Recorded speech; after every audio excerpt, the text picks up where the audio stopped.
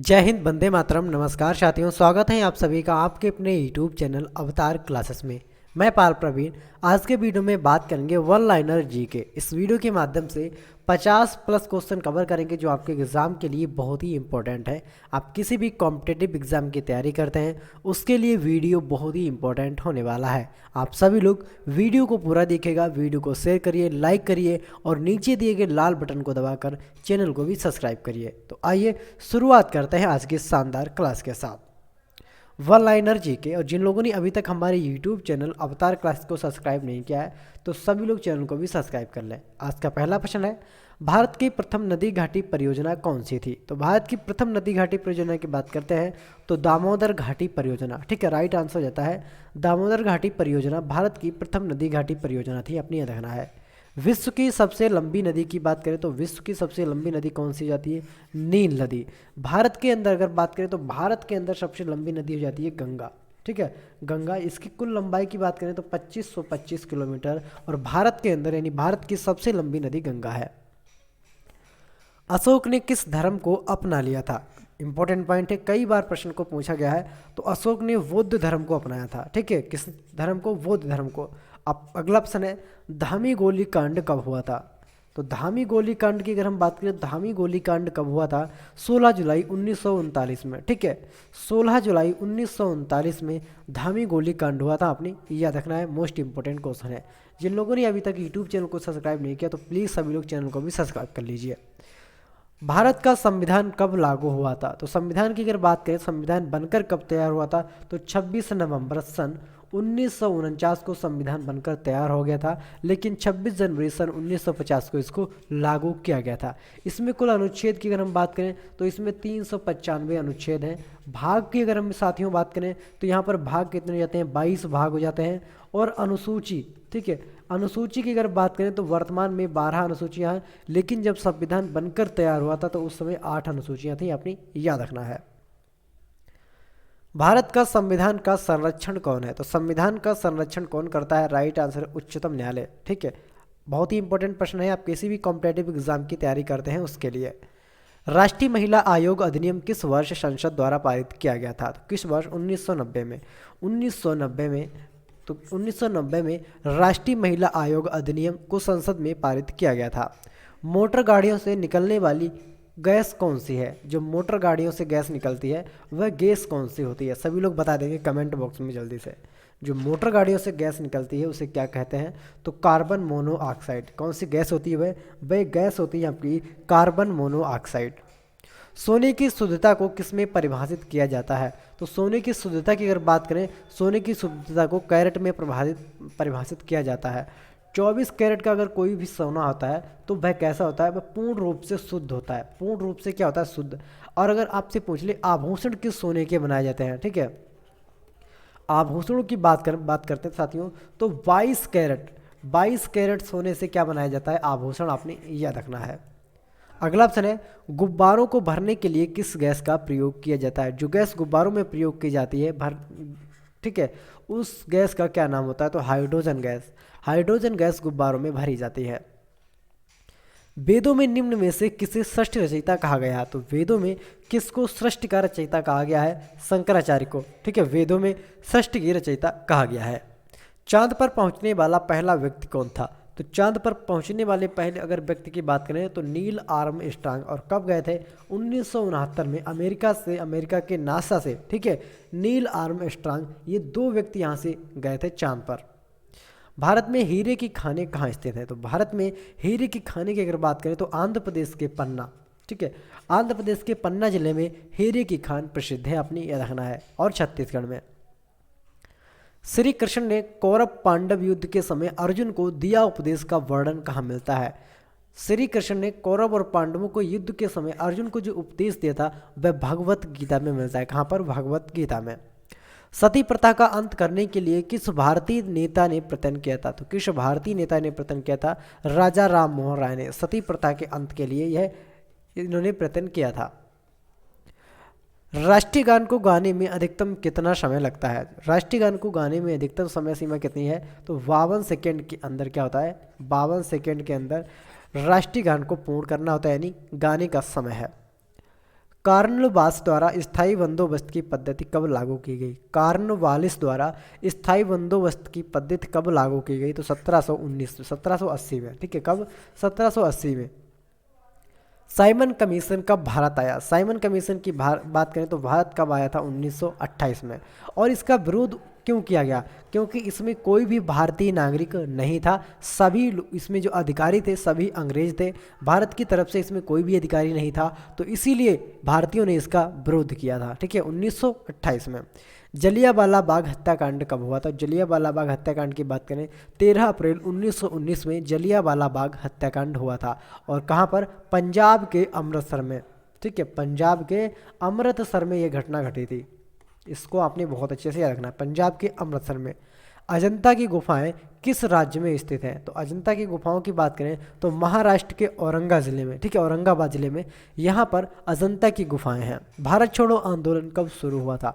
तो भारत छोड़ो आंदोलन 8 अगस्त 1942 को गांधी जी के द्वारा चलाया गया था, और यहीं पर इन्होंने करो या मरो का नारा दिया था। करो या मरो का नारा गांधी जी ने दिया था, अपनी याद रखना है। आज़ाद हिंद फौज की स्थापना किसने की थी? तो आज़ाद हिंद फौज की बात करें सुभाष चंद्र बोस के द्वारा आज़ाद हिंद फौज की स्थापना की गई थी। ठीक है, इस पॉइंट को आपने बहुत अच्छे से देखना है। 1939 में इन्होंने फॉरवर्ड ब्लॉक की स्थापना की थी, यह भी आपको पॉइंट बहुत अच्छे से याद रखना है। भाखड़ा नागल परियोजना किस नदी पर है? भाखड़ा नागल परियोजना किस नदी पर है? तो सतलुज नदी पर भाखड़ा नागल परियोजना है, अपनी याद रखना है। हीराकुंड बांध किस राज्य में स्थित है? तो हीराकुंड बांध कहाँ पर स्थित है? उड़ीसा में स्थित है। हीराकुंड जो आपका बांध है मित्रों, ये आपका उड़ीसा में स्थित है। इस पॉइंट को आपने बहुत अच्छे से याद रखना है। किस मच्छर के काटने से डेंगू ज्वर आता है? तो एंडीज मच्छर के काटने से डेंगू ज्वर यानी डेंगू बुखार आ जाता है। ठीक है, सभी लोग वीडियो को शेयर करें, लाइक करें और कमेंट करके हमको ज़रूर बताएं कि आप लोगों को हमारी वीडियो कैसी लगी।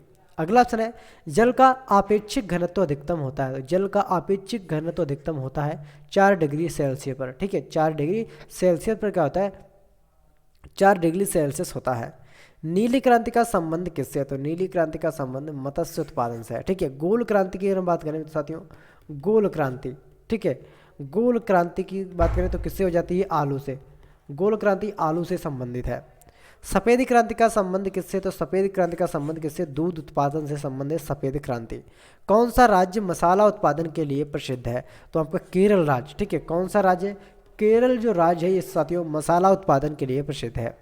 क्षेत्रफल में भारत का सबसे बड़ा राज्य, तो क्षेत्रफल में भारत का सबसे बड़ा राज्य है राजस्थान। सबसे छोटा आपका गोवा हो जाता है। जनसंख्या में बात करें तो यूपी है सबसे बड़ा। इस पॉइंट को आपने बहुत अच्छे से याद रखना है। ठीक है, यूपी क्षेत्रफल में चौथे नंबर पर आता है। ठीक है, छोटा नागपुर पठार की सबसे ऊंची चोटी कौन सी है? छोटा नागपुर पठार की सबसे ऊंची चोटी की साथियों बात करें तो पारसरनाथ इस साथियों सबसे ऊंची चोटी है। भारत में अभ्रक का सर्वाधिक उत्पादन कौन से राज्य से होता है? तो अभ्रक का सबसे अधिक उत्पादन झारखंड राज्य से होता है। कहाँ से? झारखंड से। मदर टेरेसा का जन्म कहाँ हुआ था? तो मदर टेरेसा थी, इनका जन्म की बात करें तो अल्बानिया में इनका जन्म हुआ था। भारतीय सशस्त्र सेनाओं का प्रमुख सेनापति कौन होता है? भारतीय सशस्त्र सेनाओं का प्रमुख सेनापति कौन होता है? तो राष्ट्रपति इसका प्रमुख सेनापति होता है। सौर ऊर्जा किससे प्राप्त होती है? सौर ऊर्जा की बात करें साथियों तो सौर ऊर्जा सूर्य से प्राप्त होती है। किससे? सौर ऊर्जा सूर्य से प्राप्त होती है। ऐसा कौन सा देश दूसरी सबसे बड़ी अर्थव्यवस्था बना जबकि पहले नंबर पर अमेरिका है? तो कौन सा देश बना है? चीन बना है। इस पॉइंट को आपने अच्छे से याद रखना है। कारक के भी कितने भेद हैं? कारक के कितने? 8 भेद होते हैं। अंतरिक्ष की दूरी मापने के लिए कौन सी सही इकाई है? तो प्रकाश वर्ष। अंतरिक्ष की दूरी की अगर बात करें तो किसके द्वारा मापी जाती है? तो प्रकाश वर्ष के द्वारा। ठीक है, अंतरिक्ष की दूरी मापी जाती है। ड्राई आइस क्या होता है?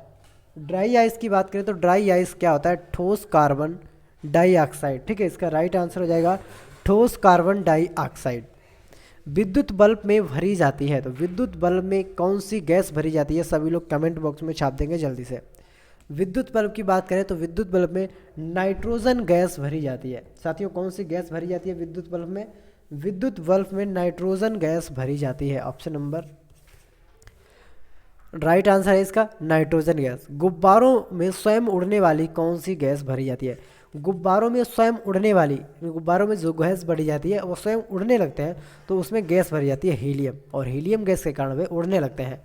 प्राथमिक रंग कौन कौन से हैं? प्राथमिक रंग की अगर बात करें तो लाल, हरा और नीला। ये कैसे रंग है? ये प्राथमिक रंग है, ठीक है, फर्स्ट प्राथमिक रंग है। वह यंत्र जो रासायनिक ऊर्जा को विद्युत ऊर्जा में परिवर्तित कर देता है क्या कहलाता है? तो उसको कहते हैं बैटरी। बैटरी में कैसी ऊर्जा होती है? बैटरी में रासायनिक ऊर्जा होती है, ठीक है, रासायनिक। और रासायनिक ऊर्जा को किस में परिवर्तित करता है? तो विद्युत ऊर्जा में परिवर्तित करता है। सेल, बैटरी समझ लें या कोई सेल समझ लें। अलेक्जेंडर फ्लेमिंग ने क्या खोजा था? जो अलेक्जेंडर फ्लेमिंग वैज्ञानिक थे, इन्होंने क्या खोजा था? तो इन्होंने पेनिसिलिन का आविष्कार किया था। किसका? पेनिसिलिन का आविष्कार किया था। भारत में प्रोफेशनल 20 क्रिकेट लीग को क्या कहते हैं? भारत में प्रोफेशनल 20 क्रिकेट लीग को क्या कहते हैं? तो आईपीएल। क्या कहते हैं इसको? आईपीएल। इसको आईपीएल के नाम से जानते हैं। भारत का सबसे छोटा राज्य कौन सा है? तो सबसे छोटा राज्य गोवा, सबसे बड़ा है आपका राजस्थान, ठीक है। जनसंख्या में बात करें यूपी, इसको आपने बहुत अच्छे से रखना है। भारत में ब्लू सिटी के नाम से किस शहर को जाना जाता है? ब्लू सिटी, तो जोधपुर को ब्लू सिटी कहा जाता है। पिंक सिटी की बात करें तो पिंक सिटी जयपुर को कहा जाता है। किसको? पिंक सिटी किसको कहते हैं? जयपुर को। और कहाँ पड़ता है? राजस्थान राज्य का राज्य है जयपुर। सूर्य एक क्या है? तो सूर्य क्या है मित्रों? सूर्य एक तारा है, अपने याद रखना है। भारत में प्रधानमंत्री की अवधि को क्या माना जाता है? तो कार्यकारी प्रमुख, ठीक है। भारत में प्रधानमंत्री के पद के जो ओहदा होता है, जो कद होता है, उसको कार्यकारी प्रमुख कहा जाता है। ताजमहल, बीबी का मकबरा, एतमाद उद्दौला किस चीज़ के स्मारक है? तो साथियों किस चीज़ के स्मारक हैं? तो मृतक व्यक्ति के स्मारक है, मृतक व्यक्ति के स्मारक है। ताजमहल, बीबी का मकबरा, एतमाद उद्दौला, ठीक है, ये किसके स्मारक हैं? ये आपके मृतक व्यक्ति के स्मारक हैं। सम्राट अशोक किसका उत्तराधिकारी था? सम्राट अशोक किसका उत्तराधिकारी था? तो बिंदुसार का, ठीक है। सम्राट जो अशोक था मित्रों, वह बिंदुसार का उत्तराधिकारी था, आपने याद रखना है, ठीक है। बहुत ही इंपॉर्टेंट पॉइंट है आपके एग्जाम के लिए। भारतीय संविधान को पहली बार कब संशोधित किया गया था? तो भारतीय संविधान की बात करें तो यहाँ पर 1950 में, ठीक है, 1950 में पहली बार भारतीय संविधान में संशोधन किया गया था। महाराणा प्रताप बुलबुल किसे कहते थे? तो बुलबुल की बात करें साथियों, अपने घोड़े को, ठीक है, राणा प्रताप यानी महाराणा प्रताप अपने घोड़े को क्या कहते थे? बुलबुल कहते थे अपने घोड़े को। सिंधु घाटी सभ्यता का बंदरगाह कहाँ पर है? तो सिंधु घाटी सभ्यता का बंदरगाह कहाँ पर है? तो लोथल में। कहाँ पर है साथियों? ये लोथल में सिंधु घाटी सभ्यता का बंदरगाह है, आपने याद रखना है। जैन धर्म में महावीर को क्या माना जाता है?